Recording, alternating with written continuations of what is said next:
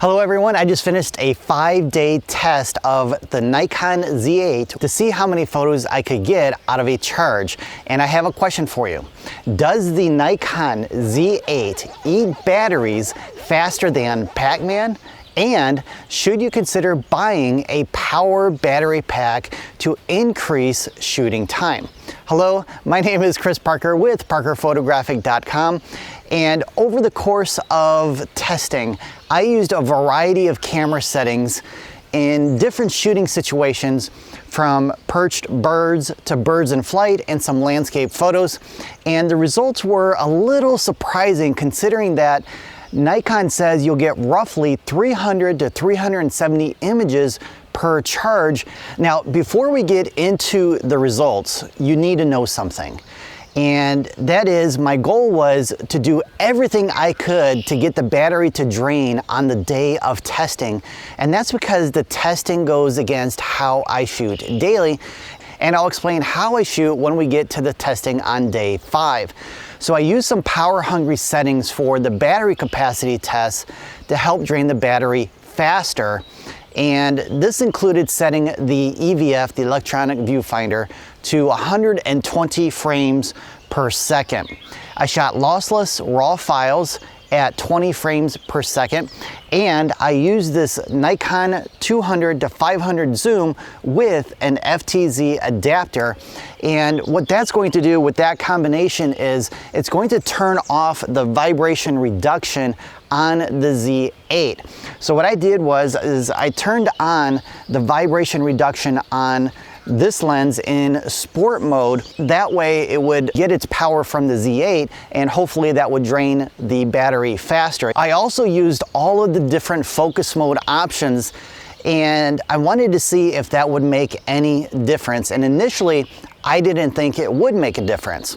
Also, I believe the power saving feature on the Z8 by default is turned on. But since I'm gonna use that feature all the time after the testing, I decided to leave it turned on, as well as increase the default of 30 seconds to 1 minute, which should again help drain that battery a little bit faster. All right, so on the first day of testing the battery, I had only used the Nikon Z8 the day prior, and I was still getting used to learning how to use the camera, and decided to let it do most of the work regarding autofocus. So I decided to start with the auto area autofocus, say that 10 times fast. So how many images did I get before the battery died? Well, only 337 images. Not that impressive, is it? But it's probably better than you might think, and I'll explain why when we get to the day 5 tests. All right, so on the second day, I decided to try out the 3D autofocus mode, and this time I was able to capture 1,412 images. That's over 1,000 images more on a full charge. Now, that's a huge discrepancy, isn't it? Again, the results will make more sense in a moment. First, let's take a look at the third day of results. Now, this time I decided to test the battery while trying to shoot birds in flight, hoping that that would drain the battery faster. Now, there's a huge population of swallows here at one of the local marshes, and I thought that would be ideal for testing. Only one problem: I wasn't able to get a single swallow photographed. Instead, this great blue heron decided to do a low flyby that startled me, since I was only about 40 feet away from it, and I had to quickly zoom out to get the shot. And at the end of the day, I could only capture 248 images. However, I wasn't able to drain the battery entirely. So I checked the battery level, and it said 50% of the battery life was left. So if we double the number of shots, that gets us closer to 500 images. All right, so for the fourth day, I returned to the marsh at 6 in the morning to do some wildlife and landscape images and decided to use the LCD panel on the Nikon Z8 versus using the viewfinder. Now on this day, I captured 675 images on a full charge. All right, so after the first 4 days, there was zero consistency between the number of images per charge. Well, there's a little bit more to it than just the final numbers. Part of it was the auto area focus that I used for day 1. I couldn't focus on the subject. Instead, it did a lot of hunting while searching for the subject. So I spent more time focusing versus shooting. This resulted in fewer photos versus day 2, where the 3D focus did a better job of focusing. Now on the third day, I had the same problem with not being able to focus on the birds in flight, which was not a problem caused by the Nikon Z8.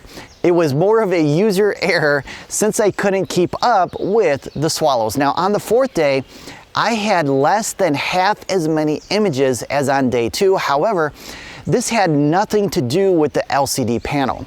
I was literally trying to drain the battery as fast as possible. And I turned off the power saving mode and I was still able to get over 600 images. All right, so on the 5th day, I was a lot more comfortable with the Nikon Z8 and I decided to shoot as I usually do, and I employed a couple of tactics to shoot 60 images and still had 61% of the battery life left. Now, to give you some context, I shoot a lot of my wildlife locally, and I'm close to this national park, which is 𝗵𝗺𝗄𝗄𝗄𝗄𝗄𝗃 National Park, and there's a lot of trails, a few marshes, and a lot more. So most of the time, I walk the trails versus being stationary in one location, and I'll travel to another part of the park for the best light as the sun moves throughout the day. So a lot of the time, I turn the camera off as I move around. So that's gonna save battery life. But more importantly, unlike when I was testing the first 4 days, I'm a lot more selective and I'm not shooting everything in sight. So I have 3 golden rules to get the best image possible in camera.